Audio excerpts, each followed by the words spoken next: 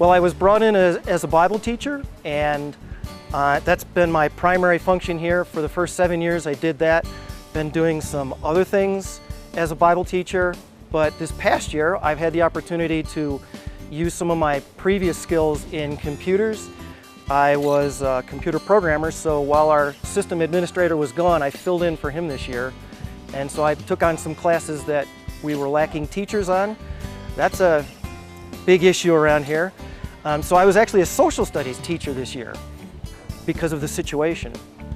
Well, I would say we're here to keep missionaries on the field and to provide a quality education to missionaries with a Christian worldview so that they can go back to the States and they can compete, they can hit the ground running and compete with any of the students in the States. And I think about 85% of our students do matriculate to colleges and universities in the States. But we have as well-rounded a program as we can provide the students in a small situation. The school likes to promote a Christian worldview in every class, even the Bible class. I could teach the Bible class as an academic subject, as history, let's say.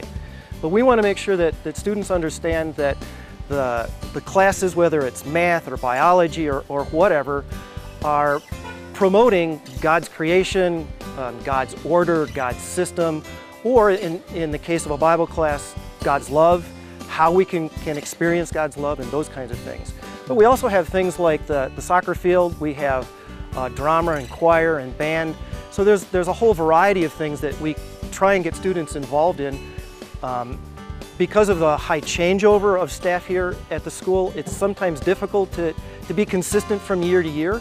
But we've had boards where the students climb the things. I don't know what you call climbing walls. Or we've had wood shop. We've had the building over here is used for cooking and just a whole variety of things in the time that we've been here.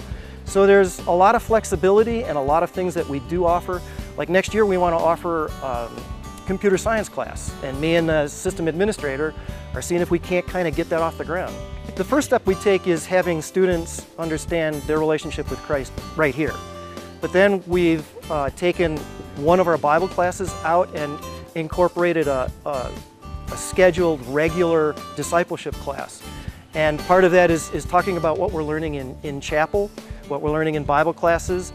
We also take time in these discipleship groups to go out into the community.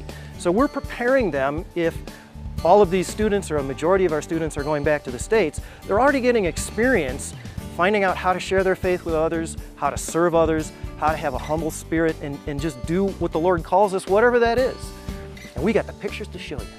Discipleship it's not just head knowledge, but it's also heart knowledge and combining the two together.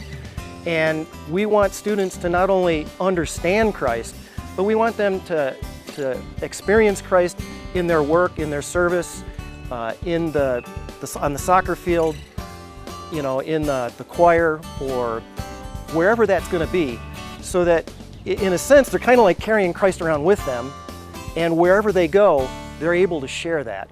Well, there's plenty of missionaries here. Like I said, we are here to keep missionaries on the field. You can check out the school website, www.christacaguate.org. You can go to that website, you can find job positions, missionaries, you can contact people. They can tell you how you can get involved. Every year, we do a little better than most international schools, but we still lose about 1/4 of our staff every year. So if you're a teacher, come join us. You can even be like me. I said I would never be a missionary, and I'm here. 9 years and I'm here. So, I mean, you can be a teacher. You can support missionaries. The economy is going south, and instead of going south, if you want to support us financially, any of us here can pretty much use financial support and prayer support with Facebook and email and all those kinds of things. There's plenty of ways to encourage missionaries. In fact, we just got a call from a stewardess, an airline stewardess. She wanted to do something nice for us. And so she's bringing books for our library. It's like, yeah! In talking to my wife, I've realized that serving here is serving God. And I was a programmer for 7 years, And I thought I worked long hours as a programmer. It doesn't hold a candle to this job. I worked 60, 70 hours a week, and I wouldn't trade it for anything in the world. I wish I'd started doing it 30 years ago. Consider missions on a full-time basis. As I was thinking about it, it seems like missions is moving more and more toward short-term missions. And I'll admit, it got me into full-time missions, but I think more and more people are starting to use it as an excuse. Oh, I did missions. I did that for a week or two. I would want to encourage people, and even students here, some of the students actually become full-time missionaries. I would say, think of missions, serving other people in another culture full-time, because then you get to know the culture, you get to know the people, you get to know their heart, and you get to see what God's doing. What God is doing in Guatemala is just fantastic. A staff comes from, well, we just said goodbye to some missionaries that went back to England. People come from all over the States. They come from Canada. I don't know where we got.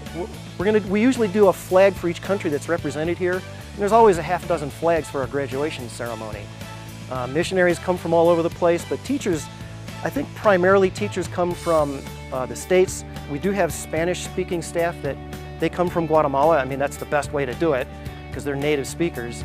I guess that pretty much covers it. There's a lot of interaction with parents and teachers. If we need help, we have no problem contacting and talking with parents. Do it on a regular basis. When we do things on a community basis, like the secondary school will do something for the elementary, and we all get together, we all put it together. The teachers are helping the students are helping students. We get moms and dads in here, you know, they're gung-ho, they want to work in homeroom and see what's going on. So in terms of working together, I can't imagine let's say, going back to the States and doing what I did there. There's 300 people here, but we're all one big family. We really are.